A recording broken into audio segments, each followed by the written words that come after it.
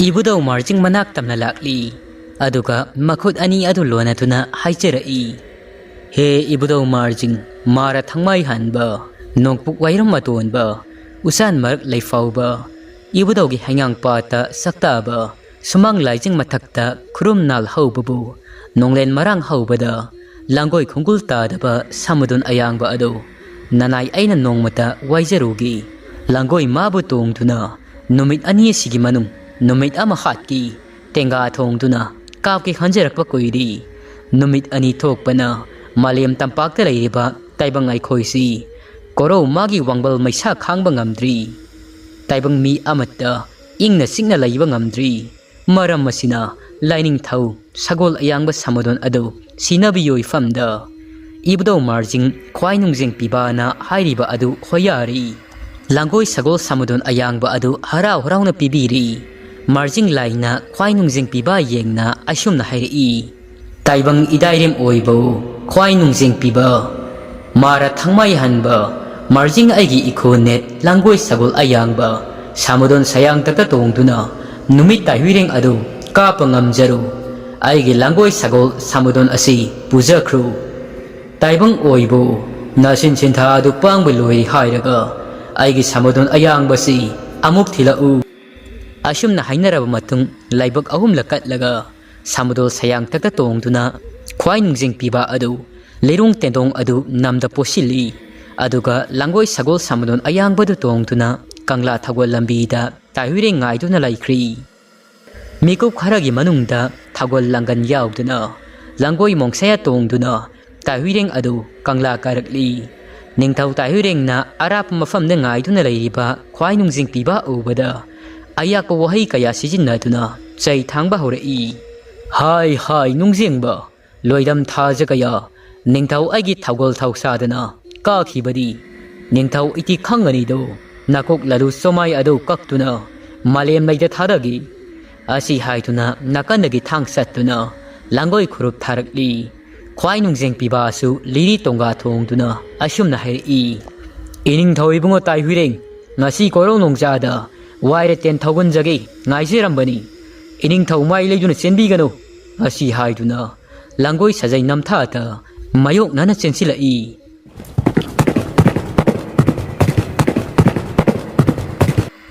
kaijeng langi sakoiba khwai nungjeng pibagi maithong ubada mapan mayai karamba tahuireng adu mayai karamba mamai lukri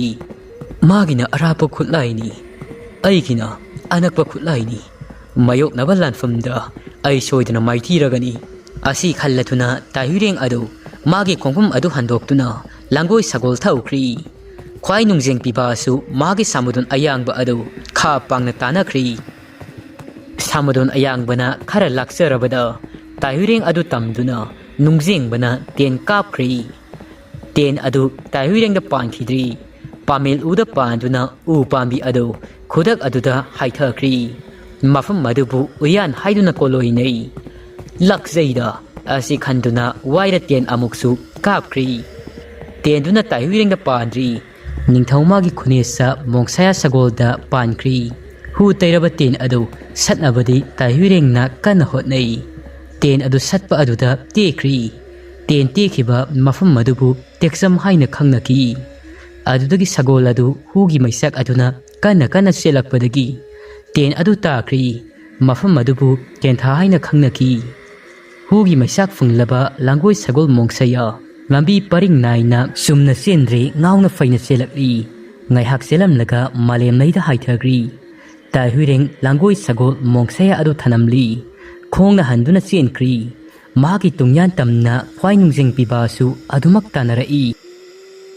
leptana asum tanarakpana maring khubinlok yaurakli wakhibana tahuireng adu pamurakri thawai thaba adu pamel saigi ufaida ngaihak nga aduna potharingai khwai nungjeng pibana samadon tongtuna hu tairaba ten adu kablai hu tairaba ten aduna tahuireng adu pali ngaksam tangdam fautuna aroibaning sahunkri pamel saigi ugi karongda numi sana mayamba tahuireng gi akakpa lalu sumai thetpa adu pamel masaswo na ikheng laija sinthakri well chairak sumdaba mayai kanbadi migi laigi fataba yiknabani Ibudau Marjing mahaki langoi sagol samudon ayangbugi mapaldagi amadi ibudau mahaki thauchaldagi numit ani thoklamba adu ayuk nungthil numidang ahungi khenaba leiramdaba adu haujikti phakri khenaba leirakdi malim pumba adu haujikti achik asa khaina pankhri khelembana ibudau Marjing amadi samudon gi wari pumba adu matik miyai pumba adu lirabada lanje narakliba tami amadi singmi khunja sing adu ngasi waraba siraba leibaki luraba tanpum masida mangluraba thongna lingjin adu khajik hanjelakadra khanduna taibang semba mapu mahak leiri asi haituna ningsingnaba libani amadi langi lalong adu tamba hongnaba khangowdana lerakpa ngasigi wari asina Thabatongi mafamda mahaki haukhiba angang oiringai gi punsi wari adu tapna tapna ningsingba horai mamit aduda ngarang ta thokhiba thaudokumna masen marang oina uba horakli Thabaton angang oiri matam adu magi panthau ibosau mayamna nungsibiduna bosau hairaga khangnei bosau haingangda pokna famni seloi langmai ningol momon lauduna masanupi Thabaton adu poi nongalamdai amam angan sinaramdai sajik thaba thokku matamda mamo mawo phangjei haiduna mahaki koloi minglendi Thabaton haina koloi nei haingang lamle lamdamda saurakpa ibudau Marjing bu setningba manai amani ibosau adu sagol thawada amadi sagol kangjei sanabada mangondagi henba mapa laiti haibada sagol kangjei sanabada mahaki haisingba hainei aduga mahaki langoi sagol karubi Naojinglen maming sali Naojinglen su nungti gi haingang pat amadi haingang singgi akoibada nungti gi saktai marai bakta thambal satpa Naojinglen kauba langoi sagol adu miyamna kalaknai angang oiringaidagi hauna Thabatondo apokpa mapana tambibadagi sagol Naojinglen adu tongba hairi Naojinglen adu apokpa panthauga marup sanai panthau manba Naojinglen asi haiduna koloi nei Naojinglen amadi Thabagi marakta tana thanaba yadraba mari amasulai nongmagi numitni momon amadi ibosau adu haunaduna haingang pata thamchet hekpa chali angang oiribe Thabaton mapaga mamagi tung ilai pat mapal aduda angang oiribe Thabaton adu laidibi masa ama pairaga sanaduna lai angang oiribi Thabaton adu ningaitana pat mapal aduda lairi karigumbada pat mapalda pairiba sarang pairiba adu sarang aduda amuksu mamai onchinduna sarang sing adubu fanaba hotnari sarang sing adu koipai pai momon amadi ibosau adu patagi tharu mari thamset haikrak yeli pumnamak hekpa loiratuna ngaihak awa pothanaba oina pat mapal aduda famthai koisen sentuna sanaramba Thabaton adu mahaksu mamagi manakta oina satuna suru suru naiduna fammi angang ama oibagi momonna mamai adu nongpok onduna kudombi thenduna asumna hangi Thabagi mapa haingang sing ibudau Marjinggi masaikul asigi singmaida uriba singasi kari singkaugi amadi singasigi maramda takpiyo nanaw laibak saubina khangningduna hangmani bosong hairi ada ibudau Marjing singasigi singmaida laisnana thonga I haingang singi masa asum haitharaklaga nangna hangliba singasidi hana sing kawi momona hairi hana sing haiba ibosongna singmai tung inna seloi langmai singnugi kumtharaktuna nongda lairen pakhangbadi kanglei pung mayonda waithung nakhiba adubu pakhangba khunthok pakhangba phamba pakhangba laihui pakhangba lamlen pakhangba tithek lairong pakhangba nongaron haiba puya singaduda mayek singna hana sing haituna irami momona hairi lamle lamdam lamnungsi haingang asidi yamna luba malem khunthok longi mafam amasu oire ko adudi Thabagi mapa aidi hena singasigi maramda khangningi angang oiribe Thabasu mamaga mapaga anina punna sanariba wari ado munna tasili bosong na hai poirai to namasung laima lainau tabi makoi aniga loina tuna मियोई फुरुप कांगलुप खरा अमगा लाइथक असिदा खुंतोक्तुना खुंदाबा Laki नोंगदा लाइरेन पाखंग मना पोइरई तोनबु लमदम असिदा संगलक्तुना खुंदाबा यारोई असी हाइबदगी पोइरई तोन अमसुंग नोंगदा लाइरेन पाखंगबा अनिगी मरक्ता अकनबा खुथोकनादुना लान थेंगनाकी लान अदुदा नोंगदा लाइरेन पाखंग मना पोइरई तोन अदु माइथीबा पीख्री मसन नुपी लाइसना lemma लेनाउताबी अदु नोंगदा लाइरेन पाखंगबगे मफमदा थाजदुना ngai sen masen mabai oina tuna amuk sana tuna poirai ton adu lamdam masida khunda duna laihan ki poirai ton na nongda lairen pakhang baki leiba ki wayal thauda da sauna mateng pang tuna lamdam masida chatna lonchat kaya masu thambirami masigi matung nongda lairen pakhang bana haingangi hanasing chingmai da khuntorak tuna waithung kiba matamda sorarin ariba ahumna nongda lairen pakhangba ado maibul maijau thanduna omlaki madairem asangbam amasung arambam anina thogol tawtuna kanglai pungmoyogi ningthau phambal sinaki matam aduda kangla kunung oiramba mafam masi haingang hanasing singmaigi akoiba amadi awang mungbi singi thengu singda oirami momona hari thabagi mapa luraba laifam lenga pangkak oiraba mafam masida seloi langmaidagi haurapi aina itin jaba phangjaba isabina kaifamda aigi punsisi waithung jabasi kaya da leibak phariba thabadi adumak wari tari mamaga mapagi aniki bosaun hari maitei pokpi kanglai imagi masai konsida maning tamba apikwa phirep kaya masu lairido hairem khunsan thanga kambung lairang khongnang urok usoi haukha loka khunpham ngangsing sakpa sairil khendi hauktak haurok kontho asina singba momon masabina liriba wari sing adu tumin tari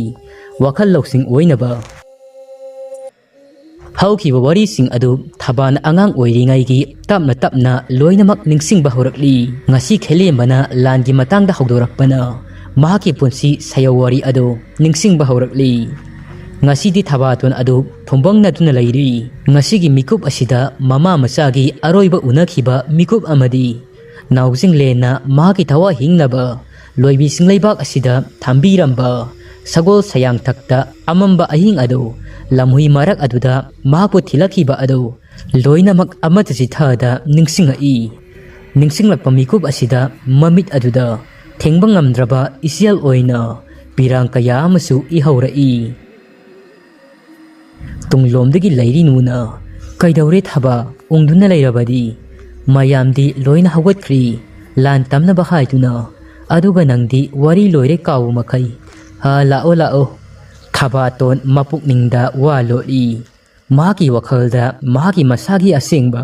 masak adu fana khangjarabasu mabengi mafamdadi haidok laroi hairabadi nungairaroi mabena haidokti faubdi haidok laroi haituna chapchana lepkhri asukoina mahak masasi loibi singa sida haubi singel leirangni khaluba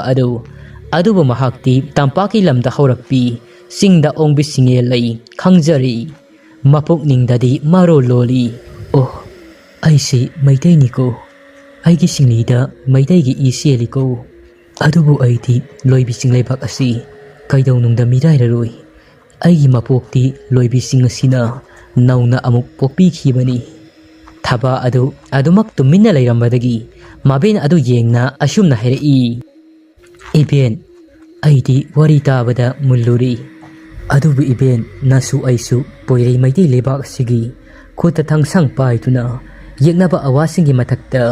poirei maitei pokpi imagi mathadagi masakya munkhibagi khudang pifam naihangi ngasidi nasu aisu lanmi haibado oiragi iben lairinu masuna awal lan yauge haituna hairakpa aduda mahakti pungakakri lairinu na hairei hiben gidi su khakteni thaba adugi su mathakta nangi nupi na hakna karamnanu nupa maya marak aduda lan yaudoino oirdaba wani da thaba nang nupini ko nang nupini haibasi nang kauganu Thabaton hairei iben nasudi nupi oijarabasu lan yaugani khutta thangsang pai yeknabagi mangaktu kake khalibani yeknabana maikei mari khudingda langoi chansilakpada karama nupinanu tomina laithokadoisi isin sinthabu nupigi nupagi khaibra amana amagi angamba mateng pangnagadabani iben awasing asina ngasi tampaki lamdam lauksin khibagumna aikhoigi singi lamdamsi lauksin duna kontak lansian ba yayi maram masina masi thoktanaba haujiktagi aikhoi hotna hoba tabani ngasi awasigi mayokta changsingadoriba lalasi ima leiba kannaba lani iben leirinu na hari madu yaroi Thabaton nang nupini nathakta nakhada kana leiti nangna lana sida laibak thiba thokru ibendi kanabu yengduna leihogani iben gidi nang khaktene Thabaton hari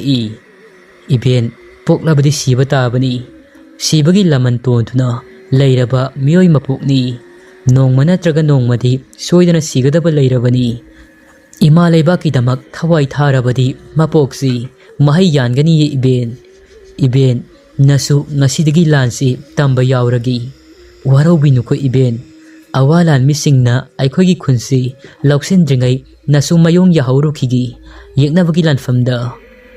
asi hairamlaga mabengi makhong sokna khoirami aduga Thabaton adu khunja sing anambana nipa maya marak aduda makhutta thang paituna sagol hanjaba khelemba aduda haijatuna lan tamba yaukri Thabatona adumna mang thaduna songthorakpa aduda khunja nupi khara amasu lan tamba aduda yauksilai amata oiba langlana punsinkhri khelembana Thababu langi lalong tambiba hauri kailum sumang thaduna maya marak aduda yauri kailumna khunja singi pukning adu thagotpo oina asumna hairi khunja sing ngasi khuta pairi bathangsang si singmi tami anigi yeknaba oiriba karam chauba ngakchau thekpa awasingi mafamda thaudang ullagani kangkhong sai hairiba tampak lemdangi saruk singasi lauksin badanatana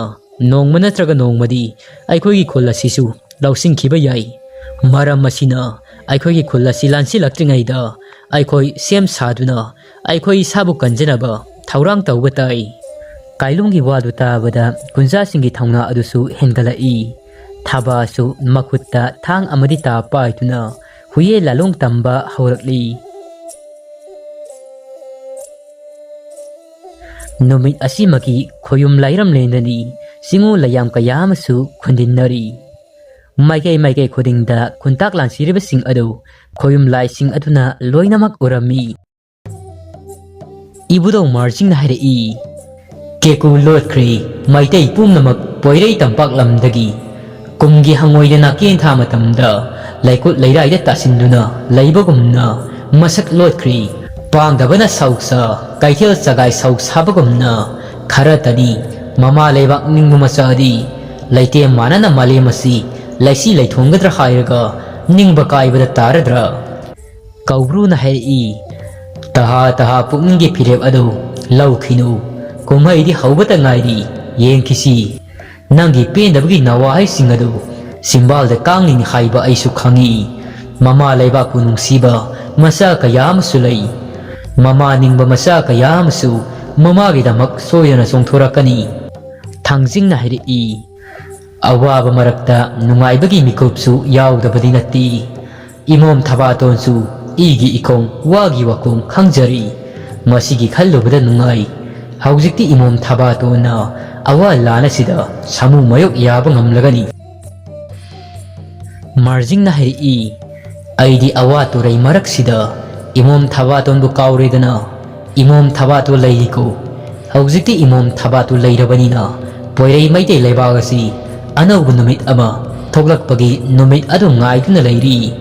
handaki awa lana sida mateng pangnaba imom Thabaton gidamak haingang singi singyada saktariba Naojinglen kauba langoi sagol karubi adu imom Thabagi manakta ngasi koron nongosida masi khunyauna batharagi matam maduda Naojinglen adu haingang pata sakta aduna leirami ibudo marjingna lairam lendagi langoi sagol adugi napada tanaba laurai Hada langoi sagol karubi Naojinglen Samadon aigi khune sakumna matik laiba langoi u matam kayadagi aigi cycle da chakta aduna keku lotuna layakpa ngasi nongdagi nangi keku lotpa adu phongba matam oirakli nahan makhaini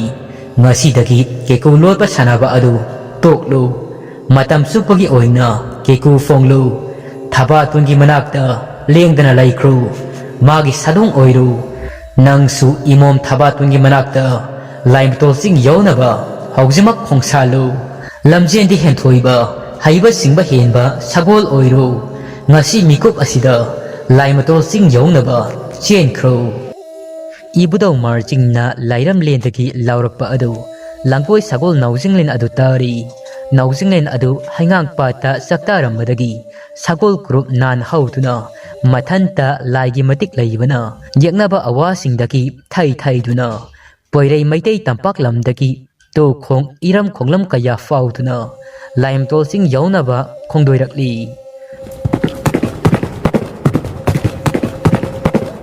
matik henba langoi karubi Naojinglen adu masada chokthaba laiti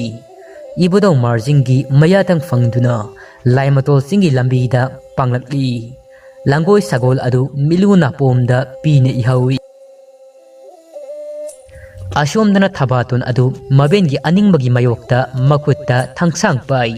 huiyen lallong tamba adu uraga lairinu adudi imung aduda lona makon thoktana kapjai aina hinglibasi kanagi damakno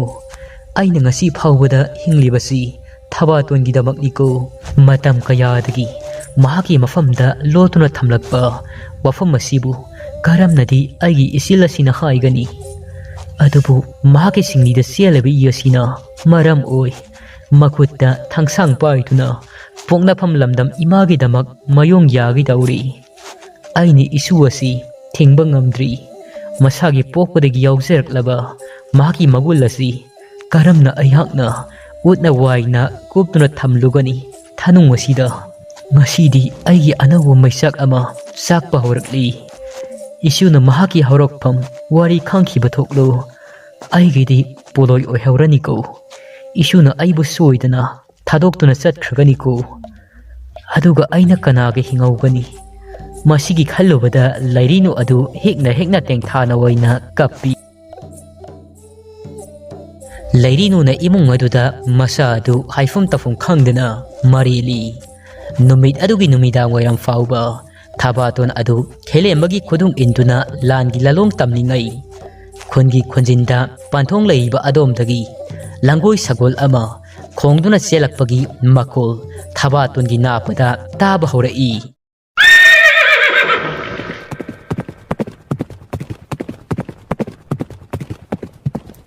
makol adu tabada Thabaton gi masa pumba adu tu sungkhiba khangaudi masilda sonkhiba khangaudi panthau Naojinglen Thabaton makuta pairamba thangsang adu mafam sana thanamlaga tariba makol adomda selai khulgi panthong leiba adomda adumna sienba aduna thaba mamit mangna uri langoi sagol karubi Naojinglen adu Naojinglen gi laibakta sandrokpa kongol thilliba madu ubada Thabaton hauki mahaki punsigi thaudoksing adu hena mayek sengna ningsingba haurai ningsingbigi mairina thamo yaduda chaklari Thabaton adu Thabaton Naojinglen ubada thingba ngamdraba mitki pi adu chentharai matam kayadagi ningsingludraba wari kaya amasu ngasidi nauhaunana ningsingakli Thabaga Naojinglen ka misanai Naojinglen su thaba ubadata milu pine ihawi ani adu amaga mitfam hongnadi Thabaton ubada Naojinglen adu selambadagi maki khongthang adu taptharakli khongthang adu taptharakpaga Naojinglen adu pungti tekri Thabaton uba makteda malem leida kuntharai Thabatona panthau manba Naojinglen u asi hairaga Thabaton adu hekna kappi asuk kuiraba sanglaba matam kayasi sahi kayasi namom oibidi panthau bu kauthok luri akau poration Taibang oibi aidi panthau bu kaururi namom bu ngakpiyo ko panthau Taibang Meerel khangba langoi sagol Naojinglen ado thabagi wado taraga mamit ani ado pungthom thummi pirangtana Taibang Meerel lonba ngamdrabasu mapukningdadi asumna loli Ipagi imom Thabaton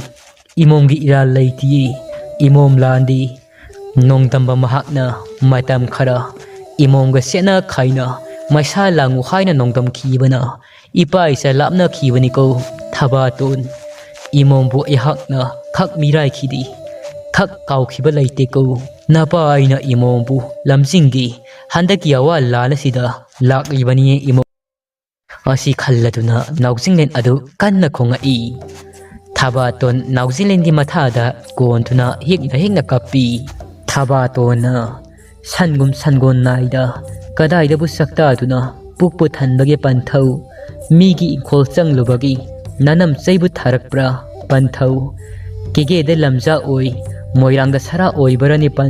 panthau gi puk thalanba ngamdreko laibak thibi namomdi thabagi wahai singaduda Taibang Meerel khangba Naojinglen adu mapukningda marololi imom nang landi napan panthau oiba aidi loibi singda hauba hanau mato namadi ibudo marjing masai ku pataba sakta duna leli inam seibu tharakti imo khudingmak asi nongdama mahaki kumhaidi kainaba sanaba ani asi Asumna ani adu kuina unarudabagi matung unari langoi sagol adusu thamoi pali ani adu amato oibal lisingda punsin minakri Thabaton adumna langoi sagol karobi amaga onsin natuna lehawi tabada lairinu adusu pakhatkibana prprab lai mahaksu mamit mangna uri langoi sagol aduga thabaga ani adugi naksinaba matau ubada mahaksu khangli lairinu adu magi haukiba punsi wari adu ningsingai numit adugi khalai logi pam yan famda Thabaton adu ihan hana thengnakiba numit adu nong sururaga hangba numit aduda mahakanaga lai hangbada panthau manba Naojinglen ka lai haina khumakhibadu angang oiribe Thabatona Kanano haiduna koithi thibada fangdrabada nongsot khibagi leibakta langoi sagol karobigi khongnet mami tarambagi mahakbu sagol amana masi khunyaunaba thimbiyakhibani haibado khangkhibani ko Naojinglen amadi thabagi mong matawadu ubada lairinu adu thamoi masit kairi masiladuda asumna soli matam kayadagi agi pukningda chingnaduna lakhiba wafam ama ngasidi asumba oireko pal amana ngasidi isu iben anigi mangda thatlari pallasi landuna iben di chatpa ngamloidori nangna iben bu mirairadra iben gidi nang khaktani nangna sajikni nangna thabani asi hairaga mathanda masiladuda sonjai solamlaga wakhal tadna masadu thukatpa amaga loina tuna laimaida wanthagri Thabaton sagol kontuna lairingai makhol ama taki haiduna mamai adu onthurakpada laimaida lairinu adu wakhal tadna lairami madu ubada Thabaton adu swai laukri kanna laurai iben asi hairaga sagol adu thanamlaga mabengi manakta sensilai wakhal tadriba maben adu leibaktagi laukhatli adubu mahaki mabel lairinu adudi adumak wakhal tadna lairinu adu aduna wanthakiba adu Thabatona laknaduna mayum tana pusinkri tauriba sing adu khoyum lairam lenda ibudo ibentau singnati loinamak urami ibudo marjing na hairi loibi sing leibak asigi imo masigi thamoi thugainaba oina thokledo marjing aigi langu langdai si ibudo thangjing na hairi pai manung nang laganu masidi nongdama mahakna tamtuna laikhrabani thamoi haibasidi kaiba amadi taisinba thui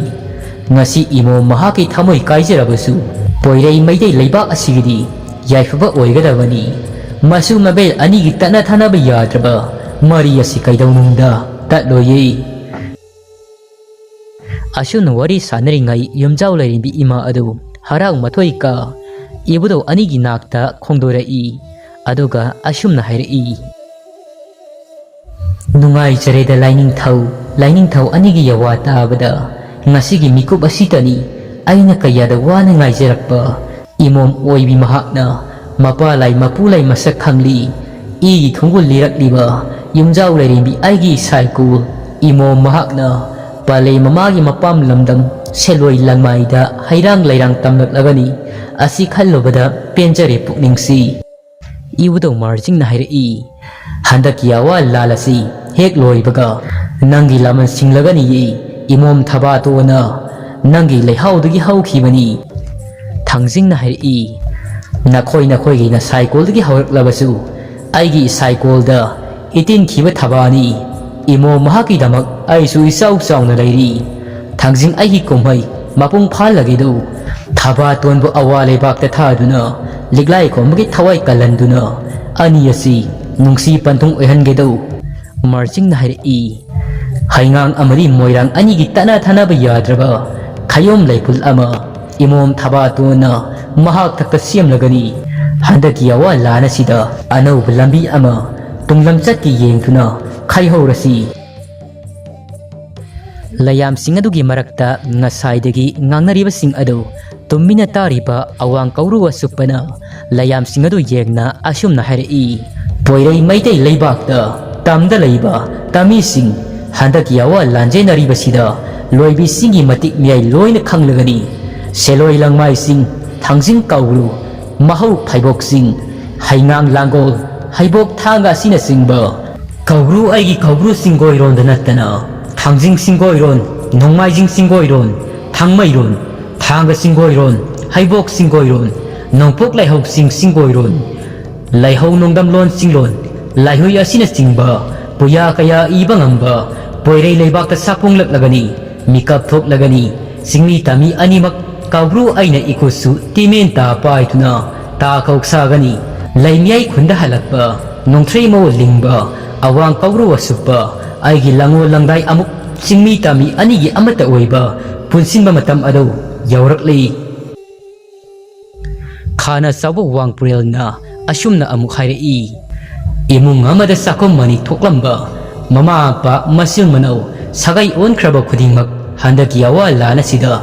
nauna amuk masak khangnatuna tat khrabali pulladu hena sesina punsilagani maiga chanaramdaba mani mamau unaba yaramdaba khudingmak adu handakiyawa lana sida punsinba yaragani adubuni karigumba handakiyawa lana sida punsil laudaba thoklo amaga masil manau mama apa masak khangnadaba thoklo mapuksel tingnadraba puksel khojin tinarakraba wangpurel aigi pama kairel mabi masani gi masinjak oihallagi laithak laikha onduna male masi thakha oringai amuba yangil sanda famningai fatraba namu taibang khudingmak asi thonglon sama hangduna thamningai asi lambida puraklagi chingduna puraklagi matam lairingai nasana nasa sumthokna hawru wariya sigi kumnapal suba saruk matang loijari wariya se pathok saba matamda soikilan khiba yarabasu mayamna ngakpiu wariya sigi makha kari oirakpa kari thorakpa haibadu mayam puna amuk ngaiminarasi